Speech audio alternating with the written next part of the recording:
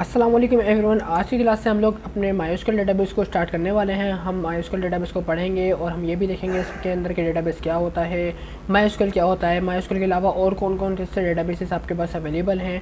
In short हम यहाँ पे अपने माइस्क्ल का इंट्रोडक्टरी क्लास को कंडक्ट कर रहे होंगे। तो सबसे पहले हम डिस्कस कर लेते हैं डेटाबेस के हवाले से कि डेटाबेस आपके पास क्या होता है। डेटाबेस बेसिकली यहाँ पे कुछ बेसिक सी डेफिनेशन लिखी हुई है यहाँ पे। It is a collection of data और information stored in a format that can be easily access. ये एक बेसिक सी डेफिनेशन लिखी हुई डेटाबेस के हवाले से। अगर आप गूगल करेंगे डेटाबेस क्या होता है, ये डेटा क्या होता है, तो उसके हवाले से आपको काफ़ी ज़्यादा इन्फॉर्मेशन मिल जाएगी जो कि काफ़ी कॉम्प्लिकेटेड भी होगी और काफ़ी इन डीप भी होगी। लेकिन आज हम सिर्फ जो बात करने वाले हैं वो सिर्फ ये बात करने वाले हैं इन शॉर्ट के डेटाबेस क्या होता है और डेटाबेस के अंदर डेटा का क्या रोल होता है। तो सबसे पहले हम बात करें database. It is a collection of data. Collection of data क्या होता है? कलेक्शन ऑफ डेटा का मकसद यहाँ पे ये है कि मल्टीपल टाइप्स का डेटा, यानी आपके पास फॉर सपोज एक यूज़र है तो यूज़र का नाम, यूज़र का लास्ट नेम, यूज़र का ईमेल, यूज़र की एज, यूज़र का जेंडर, यूज़र की इन्फॉर्मेशन, मतलब जो भी डेटा है जो यूज़र से रिलेटेड है वो सारा का सारा डेटा जो होता है, अगर आपके पास एक प्रॉपर अंदाज में स्टोर हुआ है किसी भी मीडियम के अंदर और उसको आप ईजिली एक्सेस कर सकते हैं। देखिए यहाँ पे दो चीज़ें हैं। एक तो आपका डेटा जो है या जो भी आपकी इन्फॉर्मेशन है वो प्रॉपर स्टोर हो और स्टोर होने के साथ साथ वो प्रॉपर एक्सेस भी हो रही हो। एक चीज़ ये है कि आपने डेटा बहुत सारा आपके पास डेटा पड़ा हुआ है, आपने उसको उठाया कहीं ना कहीं स्टोर करवा दिया। अब वो स्टोर तो हो गया है proper, for suppose 1 lakh entries हैं या फॉर सपोज 1 मिलियन एंट्रीज हैं, लेकिन यहाँ पे वो प्रॉपर एक्सेस नहीं कर पा रहे आप उसको। उसमें से कोई भी आपको डेटा फाइंड आउट करना है, कहीं से भी कोई डेटा निकालना है, तो वहाँ से अगर आप उसको एक्सेस नहीं कर पा रहे तो इसके लिए जो है डेटाबेस आ रहा होता है यूज़ में कि क्या आपके पास एक ऐसा डेटा जो कि ह्यूज अमाउंट में हो और उसको हम इजीली एक्सेस कर पाएँ, तो इसके लिए हम नॉर्मली डेटाबेस को यूज़ कर रहे होते हैं। अब यहाँ पे दो चीज़ हमने पढ़ी हैं, कलेक्शन ऑफ डेटा और हम उसको यूज़ कैसे और कहाँ करेंगे, इसके ऊपर हम थोड़ी बात कर लेते हैं। सबसे पहले हम बात करते हैं कलेक्शन ऑफ डेटा होता है क्या है, कि कौन कौन सा ऐसा डेटा अवेलेबल होगा जिसको हम कह सकते हैं कि हाँ ये एक कलेक्शन ऑफ डेटा अवेलेबल है। तो फॉर एग्जांपल यहाँ पे आपके नेम्स हो गए, फ्रेंड्स के नेम हो गए, शॉपिंग लिस्ट हो गई, कॉन्टैक्ट नंबर्स वगैरह हो गए, और एग्जाम्पल के तौर पे बता रहा हूँ आपको मैं, फेसबुक का यूज़र इन्फॉर्मेशन का डेटा हो गया। कि इस किस्म की जो चीज़ें होती हैं जैसे आपके पास names, list, contact, user information, ये जो सारी चीज़ें हैं ये आपके पास क्या कहलाती हैं? Related information which is called database और डेटा। यानी आपके पास जो डेटा होता है या डेटाबेस जो होता है वो होता है रिलेटेड इन्फॉर्मेशन का कलेक्शन होता है। जिस तरीके से फ्रेंड्स की लिस्ट आ गई आपके पास, शॉपिंग लिस्ट आ गई, और भी चीज़ें यहाँ पे अवेलेबल हो सकती हैं। मैंने यहाँ पे चार एक के नाम लिखे हैं, लेकिन इन शॉर्ट यहाँ पे जो मल्टीपल चीज़ें होती हैं और जो रिलेटेड होती हैं आपस में, उन सबको अगर आप मर्ज करके देखें तो वो आपके पास क्या ला रहा होता है? वो एक डेटा के ला रहा होता है। फॉर सपोज आपका डेटा होता है, आपका जो बायो डेटा होता है उसमें आपका नाम क्या है, आपका फादर नेम क्या है, आपका जेंडर क्या है, आपका CNIC नंबर क्या है, आप क्या एड्रेस क्या है, और दूसरी चीज़ें होती हैं। तो वो सारी की सारी किससे रिलेटेड है? आपसे रिलेटेड है। मतलब वो सारी इन्फॉर्मेशन एक सिंगल एंटिटी से रिलेटेड है, इसलिए क्या खिला रहा है आपके पास? डेटाबेस खिला रहा है। डेटाबेस में ऐसा नहीं होता कि आपके पास कहीं से भी डेटा उठ के आइए। डेटाबेस में जो डेटा होता है वो प्रॉपर रिलेटेड होता है और इन्फॉर्मेटिव होता है। ठीक है, तो ये हमने पॉइंट कवर अप किया है कि कलेक्शन ऑफ डेटा हम किसको कह रहे हैं, मैंने यहाँ पे आपको डिस्क्राइब कर दिया। उसके बाद अगर हम बात करते हैं कि डेटाबेस को हम कैसे और कहाँ पे स्टोर कर रहे होंगे, तो उसके लिए हम यहाँ पे आते हैं। Database can be store in any format. पहले हम इसकी बात कर लेते हैं कि डेटाबेस को हम स्टोर जब कर रहे होंगे तो कैसे करेंगे। डेटाबेस को आप कहीं पे भी किसी भी फॉर्मेट में स्टोर कर सकते हैं। उसकी चंद एग्जाम्पल मैंने यहाँ पे लिखी हुई है। सबसे पहले है in memory. In memory in short हमारा माइंड, हमारा ब्रेन के फॉर सपोज मैं आपको कुछ नाम गिनवाता हूँ। मैं यहाँ पे बोल रहा हूँ अली, अहमद और असलम। यहाँ पे मैंने 3 नाम गिनवाए आपको। ये 3 नाम बेसिकली क्या है? ऑब्वियसली मतलब आपको पता है ये तीनों किसी पर्सन के नाम है। अब क्योंकि ये रिलेटेड इन्फॉर्मेशन हो गई आपके पास, क्योंकि तीनों के तीनों नाम जो हैं अली, अहमद, असलम किसी पर्सन के नाम है, तो ये रिलेटेड हो गया। यानी तीनों के तीनों आपस में रिलेटेड हैं कि वो तीनों के तीनों कोई पर्सन है। अब उनको आपको स्टोर करना है, तो सबसे पहला जो मीडियम आपके पास अवेलेबल होता है और जो हर किसी के पास अवेलेबल होता है वो होता है मेमोरी, हमारा माइंड। कि हम उस नाम को अपने माइंड में इजीली स्टोर कर सकते हैं। क्योंकि डेटाबेस की एग्जांपल बेसिकली क्या है? वो ये है कि आप उसको स्टोर कर सकें और बाद में एक्सेस कर सकें।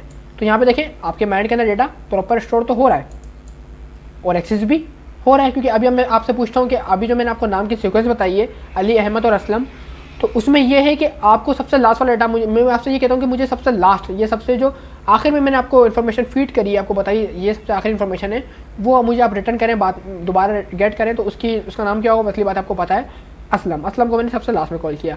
उसी तरीके से मैं कहता हूँ कि सबसे पहला नाम मैंने कौन सा आपको फीड करवाया, कौन सा नाम सबसे पहले बताया आपको, तो आप कहेंगे अली। तो यहाँ पे आपका जो डेटाबेस की फुल एग्जाम्पल जो डेफिनेशन है ना हमारी कि डेटाबेस स्टोर भी करना है और डेटाबेस आपको एक्सेस भी करना है, तो वो तो फिलफिल हो रही है हमारी मेमोरी के अंदर। लेकिन यहाँ पे एक ड्रॉबैक काफ़ी बड़ा है, वो ये है कि यहाँ पे जो चीज़ें होंगी इन मेमोरी के अंदर, इन माइंड के अंदर डेटा हमारे पास स्टोर होगा और जो एक्सेस होगा वो सिर्फ और सिर्फ एक लिमिटेड एडिशन में हो सकता है। एक उसकी मार्जिनस होंगे, एक बेसिकली उसकी बाउंड्रीज होंगी। फॉर सपोज अभी मैंने आपको 3 नाम दिए थे, मैं यहाँ पे 300 नाम दे दूंगा या 3000 नाम दे देता हूँ अगर आपको एक सीक्वेंस के अंदर, कि पहले ये नाम है, उसको आपको अपने माइंड में याद रखना है और उसके बाद आपको मैं जहाँ से चाहता हूँ, मैं चाहता हूँ कि मेरे को सेकंड लास्ट नेम बताया जाए, मुझे फर्स्ट नाम बताया जाए, मुझे मिड का नाम कहीं से बताया जाए, या मैं डेटा कहीं से भी एक्सेस करना चाह रहा हूँ। डेटा को एक्सेस करना है ना बेसिकली, इजीली एक्सेस का मतलब क्या होगा कि आप कहीं से भी डेटा को एक्सेस कर सकें। तो मेमोरी के अंदर ऐसी चीज़ अवेलेबल आपके पास नहीं होगी। हमारा माइंड जो है इतना शार्प तो है, लेकिन इतना शार्प वो बेसिकली नहीं होता कि हमारे पास वो हमारे को इतनी सारी इन्फॉर्मेशन को एक साथ मैनेज करने के बाद उसको कहीं से भी आपको उसका एक्सेस मिल रहा हो। उसमें हो सकता है आप जो है कमियाँ निकाल दें, हो सकता है कोई चीज़ आप मिसमैच कर दें, या किसी भी किस्म के वहाँ पे एरर के आने के चांसेस अवेलेबल होते हैं। तो इट्स मीन कि डेटा तो हमारा स्टोर हो सकता है मेमोरी के अंदर, लेकिन एक लिमिटेड एडिशन के अंदर हो सकता है। फिर आते हैं हम अपने दूसरे आपके पास मीडियम की तरफ, जो कि आपके पास पेपर है।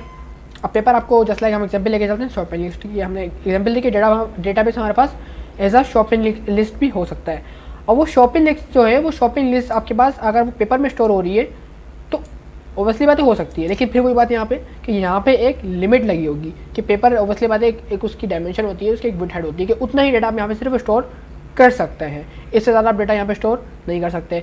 फिर वही बात कि यहाँ पे आप जो डेटा स्टोर कर लेंगे पेपर के अंदर, तो उसको मैनेज करना, फॉर सपोज आपके पास 1000 एंट्रीज है, तो 1000 एंट्रीज के लिए आपके ऑब्वियसली बात है पूरा का पूरा एक रजिस्टर चाहिए होगा। अब उस रजिस्टर्स को मैनेज करना और उन रजिस्टर के अंदर कौन से पेज पे कौन सी इन्फॉर्मेशन लिखी हुई है, उसको मैं अगर आपको कहता हूँ कि इसमें से कहीं से भी रैंडम इन्फॉर्मेशन मुझे चाहिए, तो मेरे को क्या करना पड़ेगा, हर पेज को इंडिविजुअली देखना पड़ेगा जा जाके, ठीक है, कौन से पेज के ऊपर मेरी इन्फॉर्मेशन, मेरी डिज़ायरेबल इन्फॉर्मेशन मेरे पास मौजूद है, तो मेरे को हर पेज पे 1 बाय 1 जाके चेक करना पड़ेगा। यहाँ पे यानी वही वाली बात आ गई कि यहाँ पे क्या हो रहा था कि इन मेमोरी के अंदर डेटा आप जो है कॉम्प्लेक्स डेटा आपका स्टोर नहीं कर सकते थे, और उसकी बात है जब स्टोर नहीं कर सकते तो उसको एक्सेस भी नहीं कर सकते। लेकिन यहाँ पे क्या हो रहा है कि आपका कहीं ना कहीं हद तक कॉम्प्लेक्स डेटा स्टोर तो हो सकता है, यानी यहाँ पे एंट्रीज होती है मिलियंस के अंदर स्टोर हो सकती है, लेकिन यहाँ पे उसको जब आपको एक्सेस करना होगा तो उसके लिए आपको इशू आ रहे होंगे, क्योंकि इतनी सारी मिलियंस ऑफ इन्फॉर्मेशन को एक्सेस करने के लिए आपको हर पीस ऑफ इन्फॉर्मेशन के ऊपर बार बार रिपीट करना पड़ेगा, बार बार वहाँ पे जाना पड़ेगा कि ये इन्फॉर्मेशन तो नहीं, ये इन्फॉर्मेशन तो नहीं, यानी हर इन्फॉर्मेशन के ऊपर बार बार जाके आपको देखना पड़ेगा कि आपको इन्फॉर्मेशन जो चाहिए वो मौजूद कहाँ पे।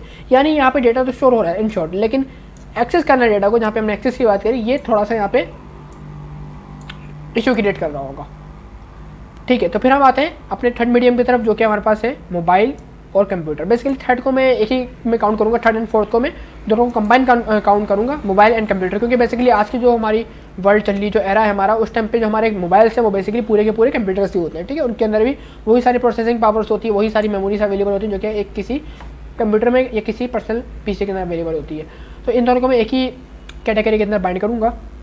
तो अब हम बात करते हैं मोबाइल या कंप्यूटर की। अब जो कंप्यूटर है मेरे पास, अब कंप्यूटर के अंदर अगर आपको डेटा स्टोर करना है तो उसमें आपके दोनों जो है प्रॉब्लम सॉल्व हो जाएंगी। वो ये है कि अगर आपके पास मिलियंस ऑफ डेटा अवेलेबल है जो कि मेमोरी में स्टोर नहीं हो रहा था, पेपर में तो हो सकता था, तो वो कंप्यूटर में भी हो सकता है। ठीक हो गया, यानी आपके पास 1 मिलियन एंट्रीज हैं किसी भी रिलेटेड इन्फॉर्मेशन की। आपके पास फॉर सपोज फेसबुक का डेटा है, फेसबुक का यूजर इन्फॉर्मेशन है, या आपके पास 1 मिलियन कॉन्टैक्ट नंबर्स हैं, उनको आपने अपने पीसी में स्टोर तो कर लिया, ये आप स्टोर कर सकते हो, इसमें कोई इशू आपके पास नहीं आ रहा होगा। लेकिन अब हम बात करते हैं अपने सेकंड पॉइंट की, जो कि क्या है, इजीली एक्सेस करना है आपको। तो अब यहाँ पे अगर हम बात करें मोबाइल के अंदर और कंप्यूटर के अंदर, तो यहाँ पे आपका डेटा ऑब्वियसली बात है इजीली एक्सेस भी हो सकता है। यानी हमारी दोनों कंडीशन, यानी डेटा को, बिलियंस ऑफ डेटा को, ह्यूज अमाउंट ऑफ डेटा को, कॉम्प्लेक्स डेटा को अगर आपको स्टोर करना है कंप्यूटर के अंदर, वो स्टोर आप कर सकते हो, फीड कर सकते हो, और साथ साथ उसको कहीं से भी आपको एक्सेस करना है, उस डेटाबेस में से कोई सा भी डेटा आपको कहीं से भी कभी भी एक्सेस करना हो तो वो भी आप यहाँ पे कर सकते हैं, जो कि आप ना तो मेमोरी में कर सकते थे, ना ही आप पेपर में कर सकते थे। तो इन शॉर्ट यहाँ पे हम जो डेटाबेस पढ़ने वाले हैं वो कंप्यूटर के अंदर हम पढ़ने वाले हैं, यानी एक डिजिटली बेस कर डेटा पढ़ने वाले हैं, एक डिजिटल फॉर्मेट का डेटा पढ़ने वाले हैं, क्योंकि ये जो दो आपके पास मीडियम लिखे हुए हैं, ये मीडियम के आपके पास सफिशेंट तो हैं, लेकिन ये प्रॉपर आपके रिक्वायरमेंट को फुलफिल नहीं कर रहे होते। ठीक है, अवेलेबल ऑप्शन तो है आपके पास, लेकिन ये आपकी रिक्वायरमेंट को फुलफिल नहीं करते, इसलिए हम जो जाएंगे वो जाएंगे डायरेक्ट कंप्यूटर और मोबाइल की तरफ, यानी इन शॉर्ट हम कंप्यूटर की बात कर रहे होंगे। तो आई होप आपको डेटाबेस क्या होता है, डेटाबेस को हम, दो चीज़ होती है, डेटाबेस क्या है, डेटाबेस को स्टोर हम कहाँ पे कर रहे हैं, उसके बारे में एक बेसिक नो हाउ आपको हो गई होगी। अगर आपको कन्फ्यूजन है तो आप इसमें मुझसे पूछ सकते हैं, बाद में कमेंट्स वगैरह करके भी पूछ सकते हैं और मुझसे कॉन्टैक्ट वगैरह भी कर सकते हैं। अब हम आगे बढ़ते हैं अपने एक्चुअल सॉफ्टवेयर की तरफ या एक्चुअल हमारे जो टेक्निकल नॉलेज है उसकी तरफ, क्योंकि अभी हमने सिर्फ डेटाबेस को डिस्कस किया था। अभी हमने प्रोग्रामेटिकली और कंप्यूटर साइंस का डेटाबेस क्या होता है उसको हमने डिस्कस नहीं किया। तो अब हम इन शॉर्ट हो जाएंगे, थोड़ी सी चीज़ों को हम और नैरो लेके चलेंगे कि हम सिर्फ बात करेंगे वो डेटाबेस जो कि कंप्यूटर से रिलेटेड है, हमारी कंप्यूटर साइंस से रिलेटेड है। तो यहाँ पे कुछ इन्फॉर्मेशन लिखी हुई है। यहाँ पे सबसे पहले लिखा हुआ है any DBMS it is not actual database. DBMS का मतलब होता है डेटाबेस मैनेजमेंट सिस्टम, यानी इन शॉर्ट जो डेटाबेस मैनेजमेंट सिस्टम होते हैं वो सारे के सारे एक्चुअल डेटाबेस नहीं होते। यहाँ पे लिखा हुआ है but in order to create manage the database we need to software application that is called DBMS, या आप कह सकते हो डेटाबेस मैनेजमेंट सिस्टम। बताने का मकसद यहाँ पे ये है कि डेटाबेस आपके पास क्या है, DBMS आपके पास डेटाबेस नहीं है। एक चीज़ नोट कर लें, DBMS आपके पास डेटाबेस नहीं है। डेटाबेस क्या है जो मैंने एग्जाम्पल दिए, अगर हम ऊपर पढ़ें यहाँ पे any collection of related information, ये आपके पास डेटाबेस होता है। यहाँ पे देखो कहीं पे DBMS का नाम नहीं आया। समटाइम स्टूडेंट्स कंफ्यूज हो रहे होते हैं कि DBMS ही डेटाबेस है। नोट कर लें, DBMS डेटाबेस नहीं होता।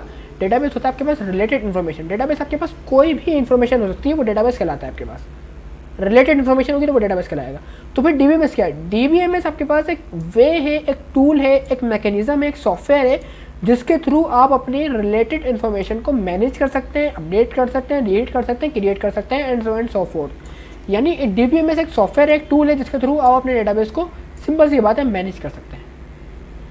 DBMS की और भी बड़ी बड़ी एग्जाम्पल आपको मिल जाएंगी और भी बड़ी बड़ी आपको डेफिनेशंस मिल जाएंगी, लेकिन हम यहाँ पे जितना शॉर्ट रख सकते हैं उतना शॉर्ट चीज़ों को रखेंगे। यहाँ पे हम सिर्फ ये बात कर रहे हैं कि DBMS जो आपके पास है वो एक टूल है जिसके थ्रू आप अपने डेटाबेस को एक्सेस कर रहे हो, तो it's not the actual database. ठीक है, इस पॉइंट को याद रख लें। फिर हम बात करते हैं इसके कुछ फीचर की, कि आप एक चीज़ आपको क्लियर हो गई कि डेटाबेस जो है वो DBMS नहीं है। तो इट्स मीन कि अगर आपके पास DBMS मौजूद नहीं है तो भी डेटाबेस तो मौजूद तो होगा। यानी ज़रूरी नहीं कि अगर आपके पास डेटाबेस है तो DBMS ही हो, क्योंकि DBMS क्या है, एक टूल है, वो हो भी सकता है वो नहीं भी हो सकता, लेकिन डेटाबेस हमारे पास स्टिल मौजूद रहेगा। तो आप एज्यूम करके चलते हैं कि अगर आपके पास DBMS है या कोई भी डेटाबेस आपके पास DBMS के साथ कनेक्टेड हुआ है या कोई भी डेटाबेस आप उसको DBMS के साथ यूज़ कर रहे हो, तो उसमें आपको कौन कौन से ऐसे फीचर मिल रहे होंगे जो कि आपको नॉर्मल स्टैंड अलोन डेटाबेस में नहीं मिल रहे होते। ठीक है, तो उसमें से चने की हमने नाम लिखे हुए यहाँ पे। सबसे पहले लिखा हुआ है make it easy to handle large amount of data. यानी अगर आप अपने डेटाबेस को DBMS के साथ कनेक्ट करके यूज़ करेंगे, यानी आप अपने डेटाबेस को डेटाबेस मैनेजमेंट सिस्टम सॉफ्टवेयर के साथ कनेक्ट करके यूज़ कर रहे होंगे, तो उसमें आपके पास क्या हो रहा होगा कि आपको एक एक्सेसिबिलिटी मिल रही होगी कि आप यहाँ पे large amount of huge amount of data को ईजिली एक्सेस कर सकें, हैंडल कर सकें, मैनेज कर सकें। ठीक है, ये सारे काम आप जब कर सकते हैं जब आपके डेटाबेस के अंदर DBMS की फंक्शनलिटी ऐड होंगी, यानी वो डेटाबेस मैनेजमेंट सिस्टम के सॉफ्टवेयर को फुलफिल कर रहा होगा, उसके ऊपर रन हो रहा होगा। एक बात तो ये हो गई। सेकंड, क्योंकि ऑब्वियसली बात है ना, पहले इसके ऊपर आते हैं पेपर की एग्जाम्पल के ऊपर, कि डेटाबेस तो यहाँ पे भी स्टोर हो सकता है, रजिस्टर के अंदर स्टोर हो सकता है, लेकिन जो रजिस्टर होगा ना हमारे पास, जो पेपर में डेटा स्टोर होगा, वो DBMS को फॉलो नहीं कर रहा होगा। तो वहाँ पे मतलब क्या होगा कि आपके पास लार्ज अमाउंट ऑफ डेटा, हम पहले बात कर चुके हैं पेपर के अंदर अगर आपके पास कुछ फाइंड आउट करना है तो आपको हर पेपर के ऊपर जाके इंडिविजुअली 1 बाय 1 चेक करना पड़ रहा होगा। तो यही रीज़न है कि जब डेटाबेस आपके पास कंप्यूटर के अंदर होता है तो फॉलो कर रहा होता है DBMS के रूल्स को। जब DBMS के रूल फॉलो होते हैं किसी भी डेटाबेस के साथ, तो वहाँ पे क्या होता है कि आपको डेटाबेस को मैनेज करना काफ़ी ज़्यादा ईजी हो जाता है, लार्ज अमाउंट के डेटाबेस को भी। एक बात ये हो गई। सेकंड पॉइंट क्या है, आपके पास import and export of data. यानी अगर आपके पास एग्जाम्पल लेके चलते हैं, मेमोरी के अंदर या माइंड के अंदर कोई डेटा अवेलेबल है, या माइंड के एग्जाम्पल लेके चलता हूँ, माइंड के अंदर फॉर सपोज आपके पास 1000 ऑफ नाम्स या कोई भी डेटा स्टोर है, तो अगर आपको इसको इंपोर्ट या एक्सपोर्ट करना है, यानी एक जगह से दूसरी जगह ट्रांसफॉर्म करना है या उसको एक जगह से दूसरी जगह लेके जाना है, तो वहाँ पे आपको क्या करना पड़ेगा, काफ़ी ज़्यादा कॉम्प्लिकेशन आ जाएंगी। अगर पेपर में डेटा अवेलेबल है या मेमोरी के अंदर डेटा अवेलेबल है, तो पेपर में उसकी बात है फिजिकल वो चीज़ है, उसको एक जगह से दूसरी जगह ट्रांसफ़र करना, शिफ्ट करना, ठीक है, काफ़ी ये कॉम्प्लिकेटेड टास्क आपका हो जाएगा। लेकिन अगर आपके पास डेटा स्टोर है कंप्यूटर के फॉर्म में, डेटा स्टोर है आपका डिजिटली, और ऑब्वियसली बात है जब डेटा आपका डिजिटली स्टोर होगा तो वो DBMS के रूल्स को फॉलो कर रहा होगा। तो जब डेटा आपके पास DBMS के रूल्स को फॉलो करता है तो वहाँ पे डेटाबेस की इंपोर्ट और एक्सपोर्ट जो है काफ़ी ज़्यादा ईजी टू यूज़ हो जाती है, कि आप अपने डेटाबेस को कहीं से भी किसी भी फॉर्म में इंपोर्ट और एक्सपोर्ट कर सकते हैं। किसी भी थर्ड पर्सन को, सेकंड पर्सन को आप अपने डेटा का एक्सेस ईजीली दे सकते हैं। ये एक यहाँ पे फीचर ऐड होता है DBMS का। लास्ट फीचर यहाँ पे लिखा है मैंने सिक्योरिटी एंड बैकअप्स के हवाले से बात की हुई है यहाँ पे, कि अगर आपके पास डेटा स्टोर है ऑब्वियसली बात है पेपर के अंदर या माइंड के अंदर, तो तो अब माइंड के अंदर डेटा आपके पास अवेलेबल होगा तो वैसे बात है कोई भी गन पॉइंट के ऊपर भी आपसे इन्फॉर्मेशन गेट कर सकता है, ठीक है। और पेपर के अंदर भी यही होगा आपके पास कि अगर पेपर पे डेटा आपके पास स्टोर है तो उस पेपर को भी एक्सेस करना होगा। इसलिए बात है वहाँ पे कोई लॉक वगैरह या कोई पासकोड वगैरह का फिंगरप्रिंट का कोई उसलिए बात है रजिस्टर के अंदर ऑप्शन अवेलेबल नहीं होते, तो वहाँ से भी डेटा इजीली एक्सेस हो सकता है। हाँ, यहाँ पे एक्सेप्शन है कि आप जो आपके पास पेपर वगैरह में डेटा स्टोर है उस पेपर को किसी ड्रॉर वगैरह में फिजिकली स्टोर कर दें, उसको लॉक कर दें, लेकिन वो एक्सेप्शन है, लेकिन वो फिर भी फुलफिल कहीं ना कहीं नहीं आ रहा होता, काफ़ी ज़्यादा चीज़ें वहाँ पे कम्युनिकेशन आ रही होती है। लेकिन जब आपके पास डेटा स्टोर है कंप्यूटर के फॉर्म में, डेटा स्टोर है डिजिटली, तो वहाँ पे क्या होगा, सिक्योरिटी और बैकअप्स काफ़ी ज़्यादा इजी हो जाएंगे कि आपका डेटा काफ़ी ज़्यादा सिक्योर भी होगा वहाँ पे, और बैकअप्स भी प्रॉपर रेगुलर बेसिस के ऊपर मेंटेन हो रहे होंगे कि कहीं से भी अगर इन शॉर्ट कहीं से भी अगर आपके पास डेटा करप्ट होता है या कोई भी ड्रॉबैक्स निकल के आता है डेटाबेस के अंदर या कोई भी एरर क्रिएट होते हैं, तो आपका डेटाबेस कहीं नहीं जा रहा होगा, वो रेगुलर बेसिस के ऊपर या मंथली बेसिस के ऊपर टोटली आपके ऊपर डिपेंड करता है। आपका डेटा जो है बैकअप भी हो रहा होता है। बैकअप का मतलब होता है एजेट कॉपी निकाल के उसको कहीं ना कहीं स्टोर कर देना, ताकि अगर इन केस आपका डेटा जो है मतलब मिसमैच होता है या करप्ट होता है तो आप जो है एग्जैक्ट कॉपी वहाँ से डेटाबेस की दोबारा से गेट कर लें और आपका डेटाबेस वापस से रिट्रीव हो जाएगा। तो ये सारे वो फीचर हैं जो कि मैंने DBMS के बताया कि DBMS अगर आप किसी भी डेटाबेस में यूज़ करेंगे तो आपको ये सारे फीचर मिल होते हैं। इसके अलावा भी काफ़ी सारे फीचर्स होते हैं, लेकिन फिलहाल हम इसके ऊपर बात करेंगे और आगे बढ़ जाते हैं DBMS की थोड़ी सी टाइप्स के अंदर कि DBMS के वापस कितने टाइप्स अवेलेबल हैं। तो मैंने 2 ही टाइप्स अवेलेबल होती हैं कंप्यूटर साइंस के अंदर DBMS की। पहली टाइप आपके पास कहलाती है SQL, जिसकी हमारे पास फुल फॉर्म होती है स्ट्रक्चर क्वेरी लैंग्वेज, और दूसरी टाइप जो होती है आपके पास वो होती है NoSQL, ठीक हो गया। तो अब SQL को हम लोग एक और वर्ड से भी जान रहे होते हैं जिसका नाम होता है रिलेशनल डेटाबेस मैनेजमेंट सिस्टम, और जो NoSQL है उसको हम कहते हैं non relational database management systems, ठीक है। ये 2 नाम से जो कि आप डेटाबेस में देख रहे हो। तो यानी जब भी DBMS की बात की जाएगी तो वो आपसे पूछेंगे कि DBMS में आप SQL यूज़ कर रहे हैं या NoSQL यूज़ कर रहे हैं, ठीक हो गया। आपके पास कोई तीसरी टाइप DBMS की अवेलेबल अभी फ़िलहाल के लिए नहीं है। अभी जितने भी दुनिया में डेटाबेस चल रहे हैं या तो वो DBMS की SQL की फॉर्म को फॉलो कर रहे हैं या तो फिर वो NoSQL की फॉर्म को फॉलो कर रहे हैं। हम कौन सा पढ़ने वाले हैं? हम ऑब्वियसली बात है SQL को पढ़ने वाले हैं, ठीक हो गया। तो हमारी आने वाली जितनी भी क्लासेस होंगी वो SQL से रिलेटेड ही होंगी। फिलहाल हम SQL को पढ़ने वाले हैं। तो अब यहाँ पे कुछ कंपैरिजन लिखी हुई है यहाँ पे SQL और NoSQL के दरमियान में कि SQL NoSQL में फ़र्क क्या होता है और हम यहाँ पे किस तरीके से इनको डिफरेंशिएट कर रहे होंगे। तो सबसे पहले लिखा हुआ है SQL। तो SQL क्या आपके पास SQL database are primary called as a relational database, यानी SQL डेटाबेस जो होता है वो बेसिकली आपके पास एक रिलेशनल डेटाबेस के ला रहा होता है। यानी अगर आप SQL के हैं या आप के हैं रिलेशनल डेटाबेस मैनेजमेंट सिस्टम, तो ये भी कोई बुरी बात नहीं होगी, ये भी वही बात होगी। यानी SQL को हम रिलेशनल डेटाबेस भी कह रहे होते हैं, RDBMS भी कह रहे होते हैं। हालांकि दूसरी तरफ जब हम जाते हैं NoSQL की तरफ तो वहाँ पे जो कहलाता है NoSQL वो क्या कहलाता है आपके पास नॉन रिलेशनल डेटाबेस कहलाता है, या फिर आप इसको कह सकते हो डिस्ट्रीब्यूटेड डेटाबेस। अगर आपको कहें आपको कि आपकी जो एप्लीकेशन है वो डिस्ट्रीब्यूटेड डेटाबेस के ऊपर रन हो रही है तो इट्स मीन कि आप वहाँ पे उन्होंने SQL को यूज़ नहीं किया, उन्होंने वहाँ पे NoSQL को यूज़ किया हुआ है। पहला फ़र्क तो ये हो गया।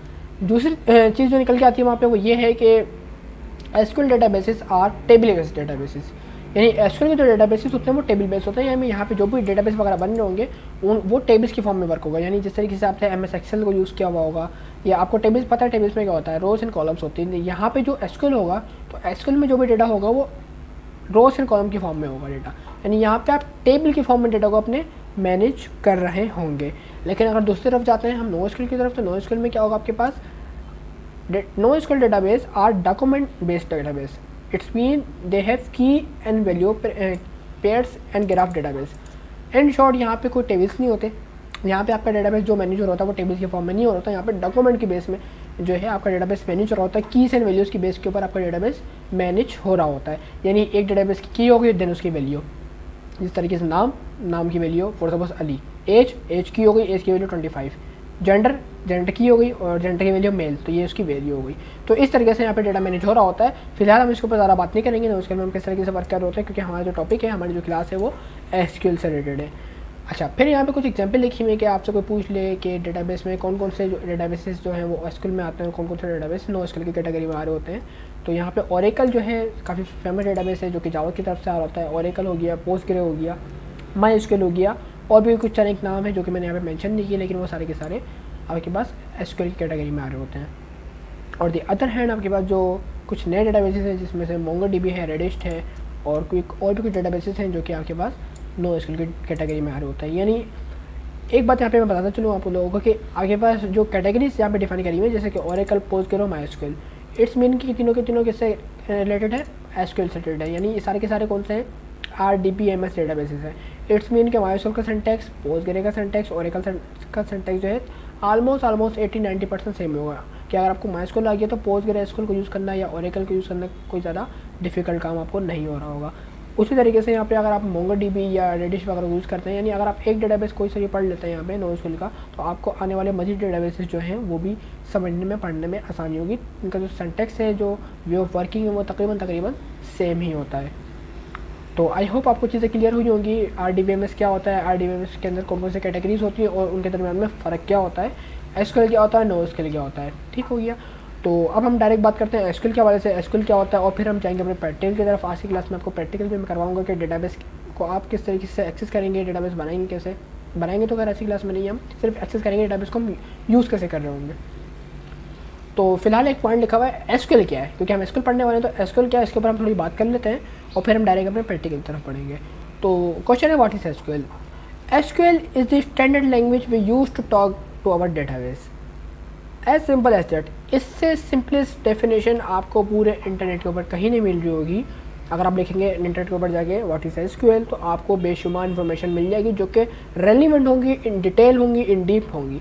लेकिन यहाँ पे अगर देखा जाए टू द पॉइंट बात को रखते हुए, या जितना हम हो सके कम से कम अल्फाज को यूज़ करते हुए अपनी बात को दूसरे तक पहुँचा दें, तो यहाँ पे जो बात है वो ये निकल के आती है कि एक ये लैंग्वेज है। SQL क्या एक लैंग्वेज है जिसके थ्रू हम क्या कर सकते हैं, अपने डेटाबेस के साथ बात कर सकते हैं, कम्युनिकेशन कर सकते हैं, मैनेज कर सकते हैं। और असली बात है, किसी थर्ड पर्सन से आपको बात करनी है तो आपको आपके पास जो मीडियम अवेलेबल है कम्युनिकेशन का दुनिया के अंदर, वो एक लैंग्वेज होती है। तो SQL भी यहाँ पे एक लैंग्वेज है जो कि आपको एक एक्सेस प्रोवाइड कर रही होती है, आपको एक फैसिलिटी प्रोवाइड कर रही होती है जिसके थ्रू आप अपने डेटाबेस से बात कर सकते हैं। As simple as that. इसको हम और भी कम्प्लिकेटेड कर सकते हैं, लेकिन फिलहाल के लिए मैं इसको यहीं पर ही वाइंड अप कर दूँगा।